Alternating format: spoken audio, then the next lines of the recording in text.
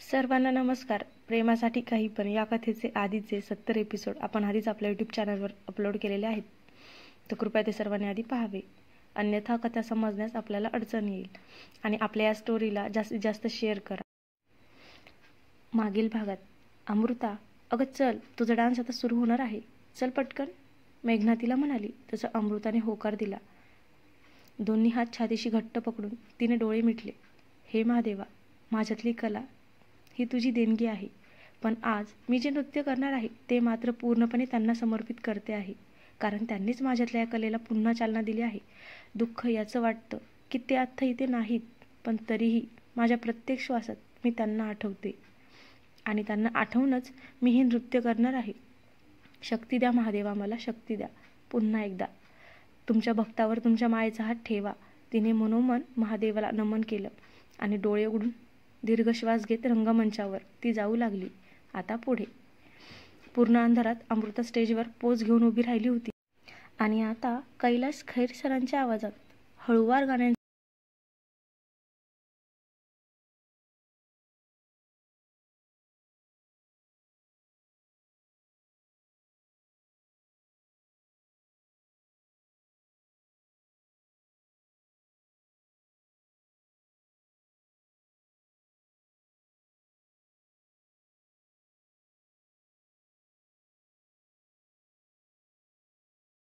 आता स्टेजवर लाईट सुरू झाल्या होत्या आणि तिनं समोर एक नजर टाकली. तब्बल 5 वर्षांनी ती स्टेजवर डान्स करत होती. समोर माणसे भरपूर दिसत होती. मनातच अमृता घाबरली, पण त्या भीतीत सुद्धा तिनं त्याला शोधलं. तिची भिरभिरती नजर हातांच्या हालचाली करत पूर्ण हॉलवर फिरली, पण अफसोस, तो नव्हता. ज्याच्यासाठी ती डान्स करत होती तोच नव्हता. तिच्या हृदयात असंख्य कळा उठल्या, पण तसं तिने लगेच डोळे बंद केले. त्याला आठवून तिनं पूर्ण हिंमत एकवटली आणि आता पूर्ण जगाला विसरून तिनं नृत्य सुरू केलं.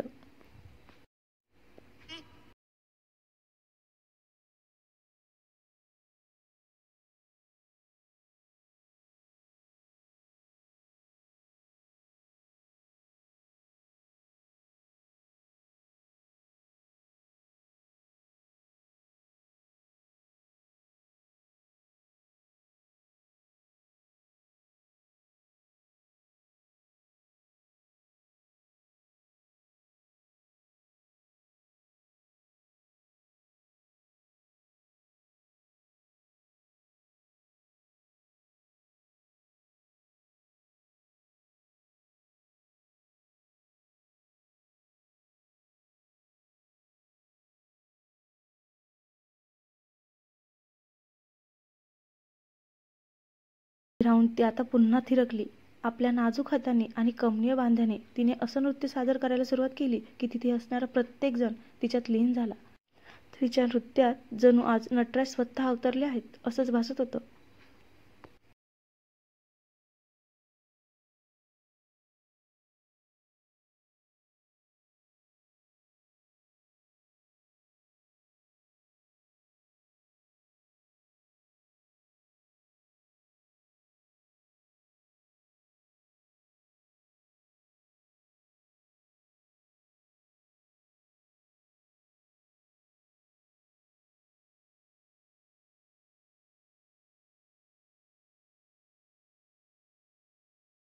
त्यातले घुंगरू तिच्या प्रत्येक स्टेपवर वाजत होते आणि ती बेभान झाली होती. जशी मीरा कृष्णासाठी झालेली, तशीच ती आज त्याला आठवून त्याच्यासाठी त्या शब्दांना ओठातून गाऊन थिरकत होती.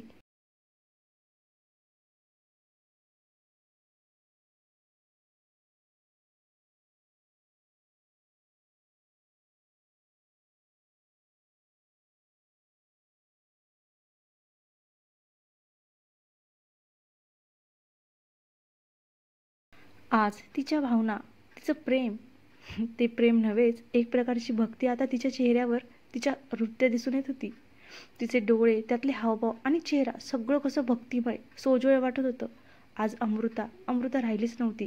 एक वेगळीच अमृता बेभानपणे नाचत होती आणि तिचं ते अप्रतिम शब्दात व्यक्त न करता येणारं नृत्य पाहून त्याचेच डोळे पाणवले होते. हा तोच, ती ज्याच्यासाठी नृत्य करत होती, तो होता तिथेच. दूरवर खांबाच्या जवळ उभा राहून तिला तो बघत होता. तिच्या समोर नव्हतं यायचं त्याला. मुद्दामहून पण तिचं नृत्य पाहण्याचा मोहसुद्धा त्याला आवरता येत नव्हता आणि म्हणूनच तो तिथून बघत होता.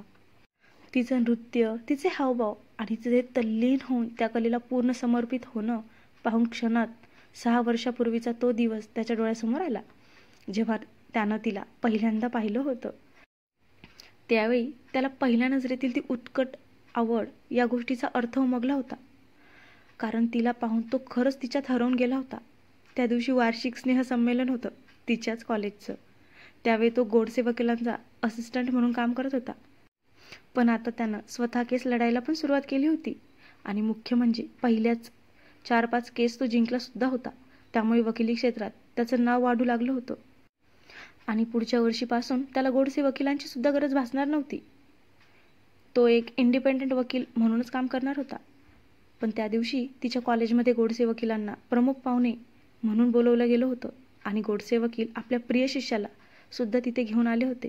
खरं तर त्याला या सगळ्या गोष्टीत काहीचाही इंटरेस्ट नव्हता, पण गोडसे वकिलांना सोबत म्हणून तो त्या कॉलेजमध्ये आला होता. विशाल, या कॉलेजमध्येच माझं 11वी-12वीचं शिक्षण झालं आहे. गोडसे वकील कॉलेजमध्ये जाताच त्याला बऱ्याच आठवणी सांगत होते आणि तो फक्त ऐकत होता. पण त्याला मात्र कधी एकदा इथला प्रोग्राम होतोय आणि आपण इथून निघून जातोय असं झालं होतं. त्यानं त्याच्या स्वतःच्या कॉलेजमधलं सुद्धा फंक्शन कधी अटेंड केलं नव्हतं. त्यामुळे आता कोणाच्या तरी दुसऱ्याच्या कॉलेजचं फंक्शन अटेंड करणं त्याच्या जीवावर आलं होतं. आणि आता त्याच कॉलेजमध्ये आपले आदित्य आणि मेघना पण शिकत होते बरं का, आपले हिरोईन. आणि गोडसे वकील त्याला म्हणाले, विशाल, अरे बसून घे, या कॉलेजचा सांस्कृतिक कार्यक्रम खूप छान असतो. गोडसे वकील तिथल्या सांस्कृतिक हॉलमधल्या एका खुर्चीवर बसत म्हणाले. अगदी पुढच्या रांगेतल्या खुर्च्यांवर त्यांना बसवलं गेलं होतं. सोबत कॉलेजचे प्रिन्सिपल आणि बाकी काही शिक्षक होतेच. थोड्याच वेळात कार्यक्रमाला सुरुवात झाली. पहिल्याच नंबरवर ओंकार स्वरूपा सद्गुरू समर्था या गाण्याने सुरुवात केली. पांढऱ्या रंगाच्या साड्या नेसलेल्या आणि मनगट, दंड आणि केस पांढऱ्या फुलांनी सजवलेल्या तरुणी हळूवार त्या गाण्यावर नाचत होत्या. त्यांचा डान्स चांगला असला तरीही आपले विशाल बाबू हळूहळू वैतागून गेले. आता काही बॉलिवूड गाणी तर काही मराठी गाणी पुढे सादर केली जात होती आणि विशाल आता डोक्याला हात लावूनच बसला. तो आवाज आणि तिथला एकंदर गोंधळ पाहून त्याचं डोकं जबरदस्त ठणकू लागलं. सर, मी आलोच, विशाल शेजारी बसलेल्या गोडसे वकिलांना म्हणाला आणि तिथून हळूच हॉलबाहेर आला. पण आता अंधार पडला. तो जिथे आला होता तो हॉलमध्ये प्रवेश करण्याचा भाग होता आणि त्याला लागूनच कॉलेजचा व्हरांडा होता. सध्या तिथं सुद्धा अंधार होता, पण गोंधळ आणि गर्दी नव्हती, म्हणून विशाल थोडा चालत पुढे गेला.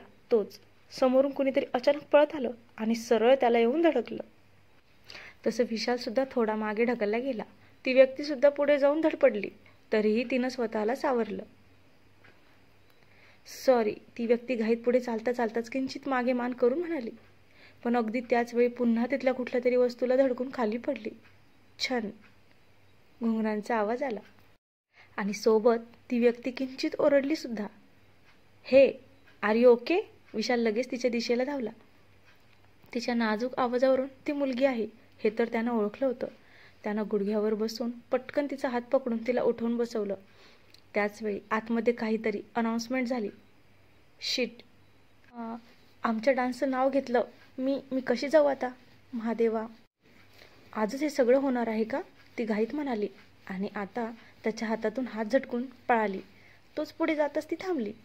माझे घुंगरू, ती खाली बघत वाकली आणि घाईत इकडे तिकडे घुंगरू साचपडू लागली. त्याच वेळी इकडे विशाल अजूनही गुडघ्यावर बसलेला होता आणि त्याच्या हातात तिचे घुंगरू होते. तिला उठवताना ते जमिनीवर पडलेले घुंगरू त्याच्या हाताला लागले होते.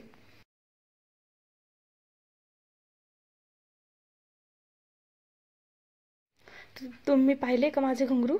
तुमच्याकडे टॉर्च आहे का? प्लीज शोधता का? प्लीज, आता आमचा डान्स आहे. घुंगरू मिळाले नाही तर मी डान्स कसा करणार? ती मुलगी घाईत जमिनीवर बघून इकडून तिकडे घुंगरू शोधत होती. त्याला फक्त तिचा आकार दिसत होता. बहुधा तिने खूप चापून चोपून साडी नेसली होती आणि केसात पण गुलाबाची फुले माळली होती आणि त्याच फुलांचा वास त्याला जाणवत होता. पण सध्या ती इतकी पॅनिक झाली की गडबडीत कसंही चाच पडत होती. उगीच धांदरटपणा करत होती.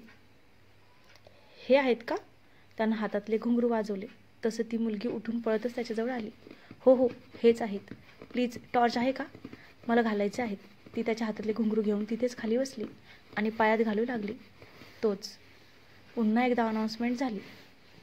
त्यामुळे आता ती थरथर कापू लागली आणि पायात घुंगरू घालणारे तिचे हात लटलट करू लागले. त्यामुळे तिला पायात घुंगरू घालता येतच नव्हते. घाईघाईत 2 वेळा ते तिच्या हातून खाली पडले. हे महादेवा, आता मी मेले. आता मी नाही पोहोचणार तिथे. आता सगळी वाट लागणार. माझ्यामुळे सगळा सत्यानाश होणार. आजचा दिवसच खराब आहे माझा. ती पुन्हा घुंगरू घेऊन पायात घालण्याचा प्रयत्न करू लागली. आता मॅडमचा आवाज अगदीच रडका झाला होता, पण तरीही एखाद्या मधुसूर संगीतासारखा भासत होता आणि विशालला थोडं हसूच आलं. तुम्ही खूप जास्त पॅनिक आहात, त्यामुळे तुम्हाला घालता येत नाहीत. लेट मी डू धिस, तो तिच्या पायातले घुंगरू पकडत म्हणाला.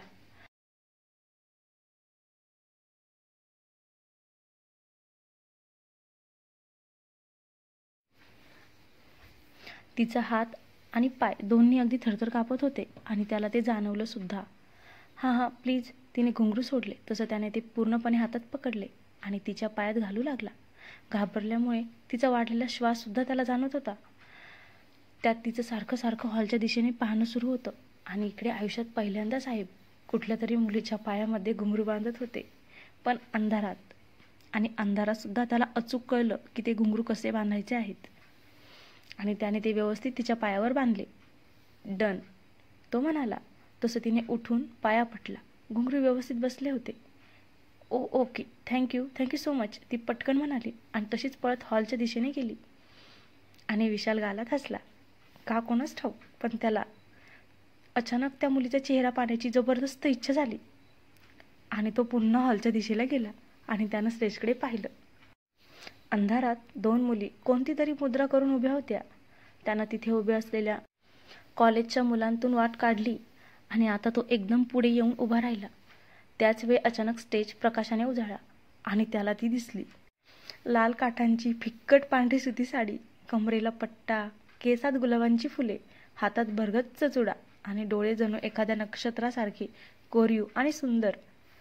तो भान हरवून बघतच राहिला. कानावर पडणारे शिवस्तोत्र अगदी त्याच्या मेंदूपर्यंत पोहोचत सुद्धा नव्हतं, पण त्याची नजर फक्त तिचे ते नाजूक आणि भावविभोर हावभाव टिपत होते. तिचं नृत्य अप्रतिम होतं. आयुष्यात पहिल्यांदा त्याला आपल्या डोळ्यांना काहीतरी भयानक आवडलं आहे असं वाटत होतं. ते नृत्य आणि ते करणारी ती. कितीही पाहिलं तरीही त्याचं मन भरतच नव्हतं. अगदी ते संपल्यावर जेव्हा तिने किंचित खाली झुकून नमस्कार केला, तेव्हा सुद्धा तो एकटक तिलाच बघत होता. तिच्यासोबत आणखी एक मुलगी डान्स करत होती, पण त्याला तर फक्त ती दिसत होती. सध्या बाकी सगळं ब्लॅक अँड व्हाईट आणि फक्त ती कलरफुल. असंच काहीसं त्याचे डोळे त्याला दाखवत होते. इतकं जास्त बेभान तो झाला होता. असं नव्हतं की त्यानं आजपर्यंत मुलीच पाहिल्या नव्हत्या. कॉलेजमध्ये असताना त्याच्या मैत्रिणी पण होत्या, त्या पण खूप सुंदर होत्या, पण तिच्यात जे काही जाणवत होतं ते मात्र त्याला पहिल्यांदा जाणवत होतं. कदाचित यालाच पहिल्या नजरेतील प्रेम, लव्ह ॲट फर्स्ट साईट म्हणत असावं, असंच त्याला वाटून गेलं होतं. आता टाळ्यांचा मोठा कडकडाट झाला. तसं भूतकाळात हरवलेला तो पुन्हा वर्तमान काळात आला. सध्या समोर अमृता सगळ्यांना हात जोडून नमस्कार करत होती. डान्स केल्याने तिचा चेहरा घामाने चमकत होता. तिनं किंचित स्मित करून सर्वांना अभिवादन केलं आणि तिथून निघून गेली. तसं विशालनं दीर्घ श्वास घेऊन सोडला. त्या दिवशी तिला पाहिलं आणि पहिल्यांदा एक वेगळीच जाणीव झाली. खरंच कसला हा योगायोग आहे. त्या दिवशी ती घाबरली होती. तिला डान्स करता येणार नव्हता म्हणून दुःखी झाली होती आणि आपण तिच्या पायात घुंगरू बांधून तिला डान्ससाठी पाठवलं होतं. आणि आज सुद्धा ती तिच्या त्या आवडत्या कलेपासून दूर झाली आणि आपणच तिला पुन्हा त्यात ढकललं.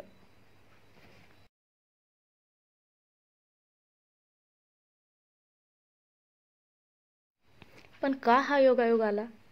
त्याच वेळी जर आमचं लग्न झालं असतं तर कदाचित याच कलेत ती खूप पुढे गेली असती, कारण मी तिच्यावर आणि तिच्या या कलेवर खूप प्रेम केलं असतं. खूप प्रेम केलं असतं, खूप जास्त. पण नाही, ती माझ्या आयुष्यात आलीच नाही आणि आतासुद्धा ती माझ्या आयुष्यात पूर्णपणे येतच नाही आहे. का हा त्रास होतोय मला? आम्ही आयुष्यात कधीच एकत्र येणार नाही का? विशालचं मन भरून आलं. तसं त्यानं सुस्कारा सोडत डोळे मिटले. विशाल, अरे बाळा, पुढे का नाही आला? अंबिका देवीनं त्याला विचारलं. तसं त्यानं पटकन स्वतःला सावरलं आणि नॉर्मल होत बाजूला पाहिलं तर अंबिकादेवी प्रोग्राम सोडून त्याच्याजवळ आली होती. काही नाही, मला थोडं काम आहे. पुस्तक प्रकाशन थोडं लवकर करशील का? विशाल म्हणाला. हो, अरे आत्ता तेच करायचं आहे. हा प्रोग्राम संपला आहे. आता पुस्तक प्रकाशन सोहळाच आहे आणि त्यानंतर वाटप होणार आहे. मग जेवून जा. अंबिकादेवी बोलत होती की जेवण नको, मला लेट होईल. पुस्तक सोहळा करून मी घरी जातो. विशाल लगेच म्हणाला. विशाल, अरे तूच आयडिया दिली होती ना शहरातल्या छोट्या मोठ्या हॉटेल मालकांना बोलवून जेवण करून घालण्याची? म्हणजे ते लोक आपल्या संस्थेला जेवणाच्या ऑर्डर्स देतील म्हणून. आता ही संस्था म्हणजे अंबिकादेवी चालवत असणारे NGO. आणि आता तूच हे जेवण चाखणार नाही का? अंबिकादेवी निराश होत त्याला म्हणाली. आई, त्या लोकांना जेवण आवडलं पाहिजे. मला वाटतं तू त्यांच्यावर फोकस कर. मला खरंच काम आहे ग. उद्या माझी एक महत्त्वाची केस आहे. सो त्यासाठीच मला थोडं प्रिपेअर करायचं आहे, विशाल म्हणाला. विशाल, अमृताने तुझं काही झालंय का? तू तिच्यासमोर जायचं नाही असं काही ठरवलं आहेस का? अंबिकादेवीनं त्याला विचारलं. कारण विशालचं असं तुटक वागणं, ऑफिसला न येणं, अमृताचा डान्स असा दुरून पाहणं तिला खटकत होतं. असंच काहीचं, विशालनं सरळ होकार दिला. बरं ठीक आहे, चल. अंबिकादेवी त्याचा हात पकडून त्याला पुढे नेत म्हणाली. त्याला जर सांगायचं असेल तर तो सगळं सांगेल, नाहीतर उगीच फोर्स करायचा नाही, हे तिचं तत्त्व होतं. आता त्याच वेळी चेंजिंग रूममध्ये अमृता दरवाजाला टेकून जोरजोरात श्वास घेत होती. नृत्य तर छान झालं होतं, खूपच छान. आज इतक्या लोकांच्या टाळ्या ऐकून तर तिचं मन भरून आलं. तिला कधी स्वप्नात सुद्धा वाटलं नव्हतं की आयुष्यात पुन्हा कधी ती स्टेजवर जाईल आणि नृत्य सादर करून इतकी स्तुती मिळवेल. पण हे शक्य झालं होतं फक्त आणि फक्त त्याच्यामुळे. पण तोच तिथे नव्हता आणि म्हणूनच आता तिला हुंदका फुटत होता. ती मुसमुसून रडत होती. विशाल का नाही आला? मला पंख दिलेत, पण त्या पंखांना उडताना मात्र पाहायला आलाच नाहीत. का विशाल? माझी खूप इच्छा होती तुम्हाला तिथे पाहण्याची. माझी खरंच खूप इच्छा होती. तुम्ही मला डान्स करताना पाहावं, तुम्ही माझी स्तुती करावी, तुम्हाला माझा अभिमान वाटावा. मला फक्त आणि फक्त तुमच्या डोळ्यात माझ्यासाठी आनंद बघायचा होता. पण तुम्ही आलाच नाहीत.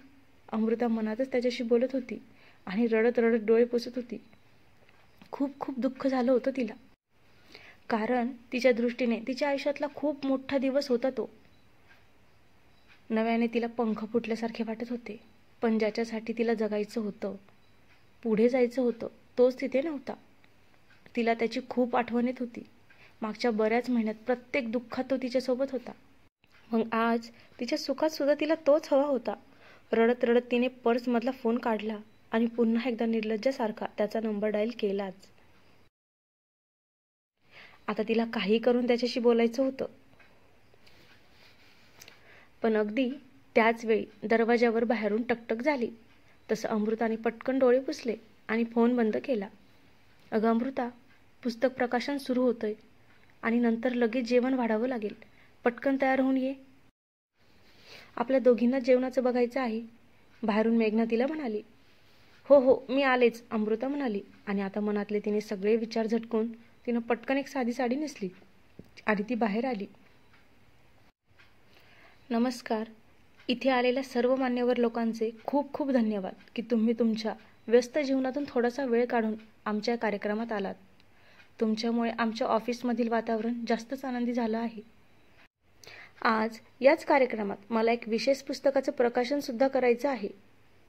खरं तर हे पुस्तक मी स्वतः लिहिलं आहे, पण ज्या व्यक्तीवर हे पुस्तक लिहिलं आहे त्या व्यक्तीचा माझ्या जडणघडणमध्ये अगदी मोलाचा वाटा आहे.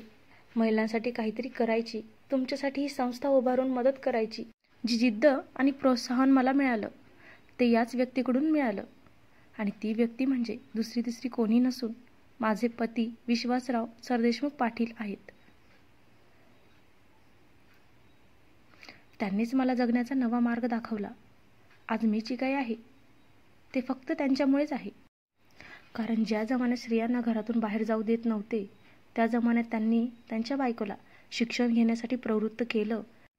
स्त्रियांवर होत असलेले अन्याय पाहून त्यावेळी त्यांनी मला आवाज उठवायला सांगितला.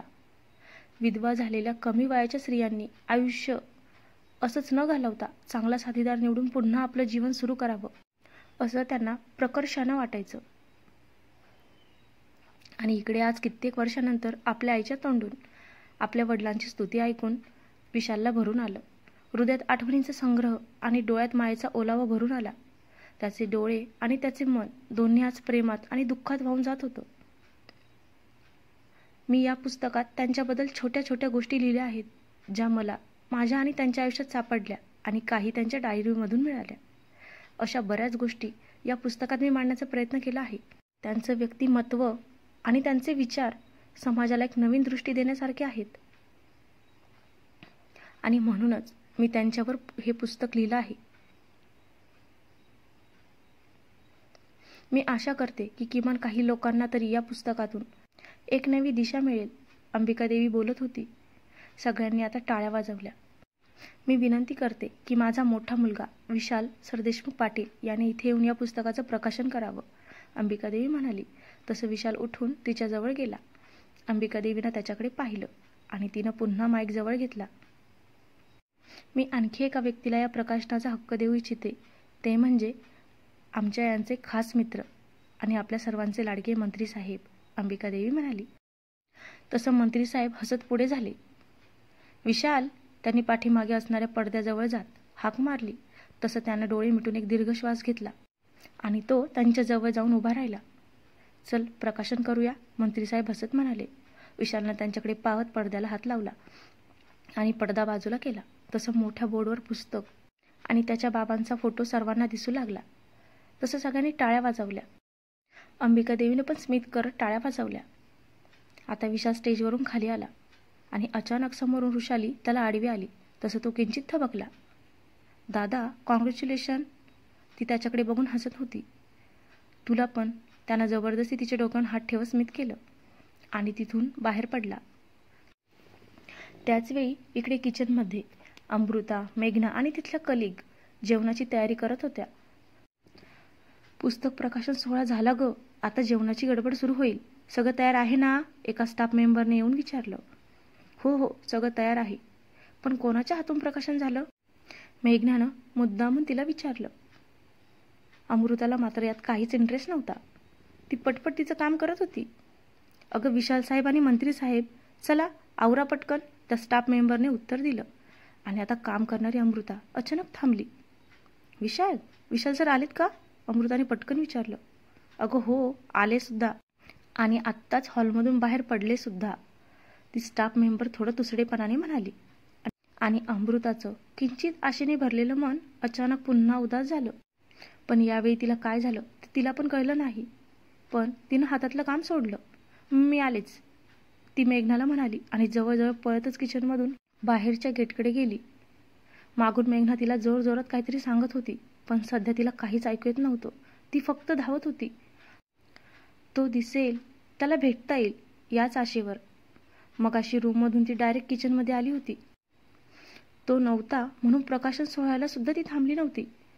पण ते पुस्तक त्याच्या बाबांवर आहे, त्यामुळे तो येणारच हेच ती विसरून गेली. अमृता तशीच पळत गेटमधून बाहेर आली आणि त्याच वेळी तिला त्याची गाडी धुराळा उडवत जाताना दिसली. विशाल, तिने थोडं पळत पुढे जाऊन हाक मारली. पण नाही, त्याच्यापर्यंत कदाचित तिची हाक गेलीच नाही, कारण गाडी थोडी फास्टच पुढे निघून गेली होती. तिचा श्वास चढला होता. पळल्यामुळे घसा सुद्धा सुकला होता. आणि सध्या डोळे मात्र पाण्याने डबडबलेले होते. आज कितीतरी वर्षानंतर तिच्या आयुष्यात स्पेशल काहीतरी झालं होतं, पण तरीही तिला तिचा दिवस खराब वाटत होता. मॅडम, काही राहिलं आहे का, वॉचमनने तिच्याजवळ येत विचारलं. तसं तिनं डोळ्यांच्या कडा पुसल्या. नाही, ते मी, तिला बोलायचं आता काही सुचलंच नाही. ओह मॅडम, पायात चपला तरी घालायच्या, वॉचमन म्हणाला. तसं आता तिला पायाला टोचलेले छोटे छोटे घडे जाणवले. सॉरी, ती आवंडागिळत म्हणाली आणि तशीच पाय झाडून आत गेली. आतमध्ये जेवणाची पंगत बसली होती. सगळ्यांना जेवण वाढायचं सुरू होतं. अमृतानं पटकन तिचा चेहरा व्यवस्थित केला आणि ती जेवण वाढायला गेली. जेवण वाढता वाढता ती अंबिकादेवी आणि मंत्री साहेबांच्या जवळ आली, तर तिला अंबिकादेवीचा चेहरा पडलेला दिसला, कारण विशाल न जेवण करता तिथून गेला होता. आता अमृता क्षणभर तिथेच घुटमळली आणि नंतर पुन्हा कामाला लागली. सगळ्यांचं जेवण आणि त्यानंतर सगळी साफसफाई होईपर्यंत रात्रीचे 12 वाजले होते. सगळे मग बाकीचं काम उद्यावर सोडून झोपायला गेले. पण अमृता, तिला मात्र एवढं काम करून, नृत्य करून दिवसभर थकून सुद्धा आज झोप लागत नव्हती. कदाचित पोटात काहीच नसल्यामुळे असेल, पण ती टक्क जागी होती. राहून राहून तिला विशालची काळजी वाटत होती. आणि त्याच काळजीत तर ती जेवली सुद्धा नाही. आणि आज गोंधळ गडबड एवढी होती की कोणाला ती जेवली आहे की नाही हे सुद्धा लक्षात आलं नाही. त्याच्या आठवणीत आणि काळजीत तिच्या डोळ्यातून अलगद अश्रू ओघळले. काही केसात गेले तर काही उशीवर जाऊन मुरले. बराच वेळ ती तशीच त्याच्या आठवणीत रडत होती. शेवटी तिला थोडं असह्य झालं. किमान तो ठीक आहे का हे तरी माहिती करून घ्यावं. म्हणून ती उठली आणि फोन घेऊन रूम बाहेर आली. तिनं बाहेर जाऊन त्याचा नंबर डायल केला. मागच्या वेळी तो ओरडला होता.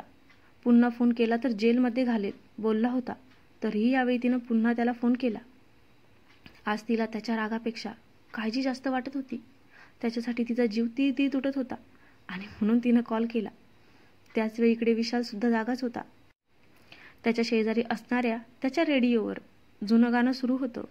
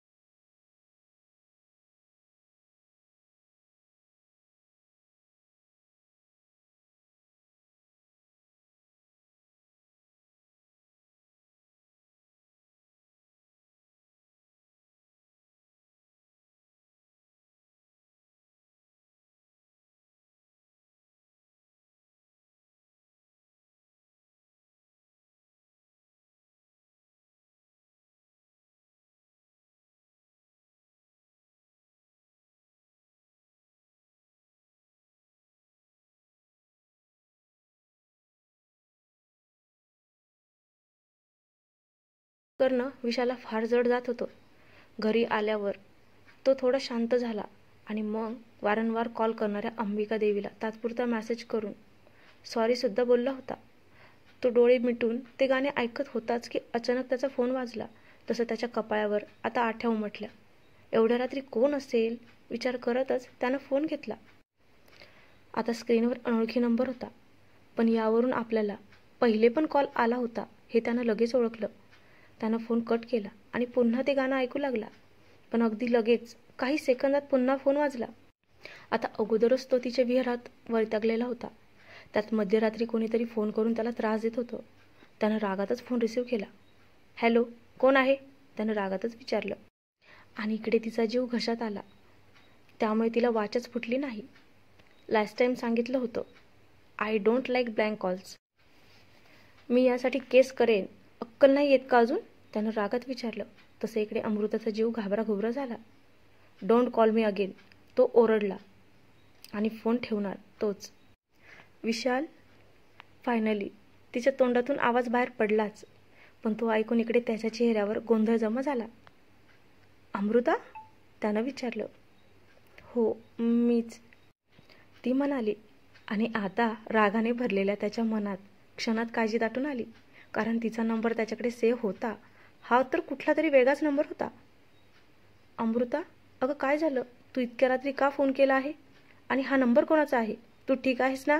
त्यानं उठून व्यवस्थित बसत प्रश्नांची बरसात तिच्यावर केली. मी ठीक आहे. हा माझाच नवीन नंबर आहे, कालच घेतला, तिने हळू आवाजात उत्तर दिलं. ओह, आय एम सॉरी, मी तुझ्यावर रागवलं. त्यानं ओगीच केसातून हात फिरवत डोळे मिटले. इतक्या दिवसांनी, म्हणजे फक्त 5 दिवसांनी तिचा आवाज ऐकून नकळत हृदयात भावनांची गर्दी जमा झाली. इट्स ओके, ती हळू आवाजात म्हणाली. त्याचं रागवणं पण तिला हवं असं वाटत होतं, पण ती ते सांगू शकत नव्हती. फोन का केला होता? त्यानं विचारलं. आता त्याच्याकडून सडेतोड प्रश्न ऐकून तिला थोडं वाईटच वाटलं. इतक्या दिवसानंतर ती बोलत होती. किमान आज तरी फोन का केला हा प्रश्न नको होता तिला. आणि पलीकडे आता शांतता पसरली. तसं फोन कट झाला की काय म्हणून विशाल किंचित घाबरला. अमृता त्यानं हाक मारली आणि इकडं तिने डोळे घट्ट मिटून स्वतःच्या भावना कंट्रोल केल्या. त्याच्या तोंडून स्वतःचं नाव ऐकण्यात एक वेगळंच सुख होतं जे ती तब्बल 5 दिवसानंतर अनुभवत होती. त्याच्या तोंडून आपलं नाव ऐकण्याची कधी एवढी सवय झाली हे तर तिला सुद्धा कळत नव्हतं. पण ते ऐकून कान तृप्त झाले होते. अमृता त्यानं पुन्हा हाक मारली तसं तिनं हिंमत एकवटली. हां, तिनं हुंकार भरला. अगं फोन का केलास? काही हेल्प हवी आहे का? त्यानं आता सरळ मुद्द्यात हात घातला. नाही, ते झोप येत नव्हती म्हणून, तिनं आवंडा गिळत उत्तर दिलं. का झोप येत नव्हती? त्यानं विचारलं. माहिती नाही, तिनं अडखत उत्तर दिलं. तुला झोप येत नाही म्हणून तू मला कॉल केलास? विशालनं नकारार्थी मान हलवत तिला विचारलं. नाही, आय एम सॉरी. तुम्ही झोपला होता का? तिनं विचारलं. त्यानं खोटाच हुंकार भरला. सॉरी, तिनं दिलगिरी व्यक्त केली. फक्त एवढ्यासाठीच कॉल केला आहे का? त्यानं विचारलं. हं? तिनं न समजून प्रश्नार्थक हुंकार भरला. अगं मी झोपलो होतो का हे विचारण्यासाठी तू कॉल केला होता का? त्यानं विचारलं. नाही, सॉरी, ते असंच. ती अडखळली. त्याच्याकडून अशा प्रश्नांची तिला अजिबात अपेक्षा नव्हती आणि आपल्याला त्याची आठवण येत होती. मागचे 5 दिवस आपण त्याच्या आठवणीत तडफडत आहोत हे सांगण्याची सुद्धा तिच्यात हिंमत नव्हती. अमृता, काही बोलायचं असेल तर बोल, विशाल आता किंचित शांत आवाजात म्हणाला. आणि इकडे तिला हुंकाच फुटला. पण तिने पटकन तोंडावर हात ठेवून हुंका आवरला. इकडे त्याला फक्त तिचा श्वास ऐकू येत होता, पण तरीही तो ओळखू शकत होता की ती रडत आहे. आणि त्यानं डोळे बंद करून एक नकारार्थी मान हलवली आणि खुर्चीवरून उठला. रेडिओवर आता नवीन गाणं सुरू झालं होतं.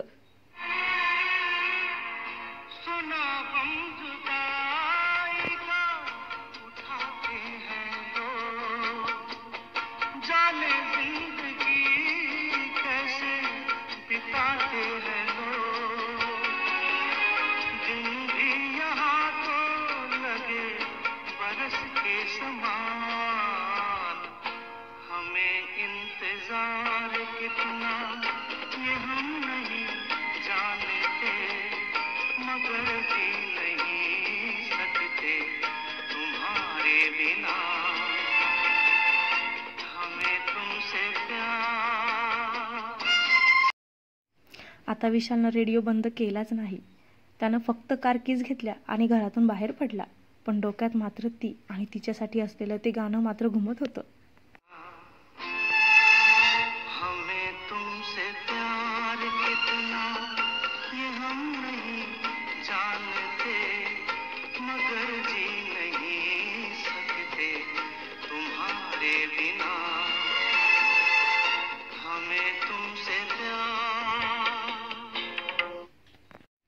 अमृता, खूप जास्त त्रास दिला आहेस तुम्हाला, खूप जास्त.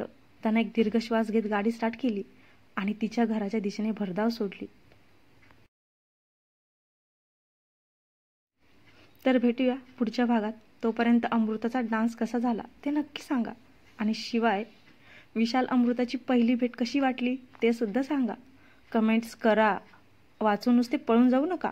तुम्ही खुश व्हा आणि मला सुद्धा छान छान कमेंट्स करून आणि चॅनलला सबस्क्राईब करून खुश करा. धन्यवाद.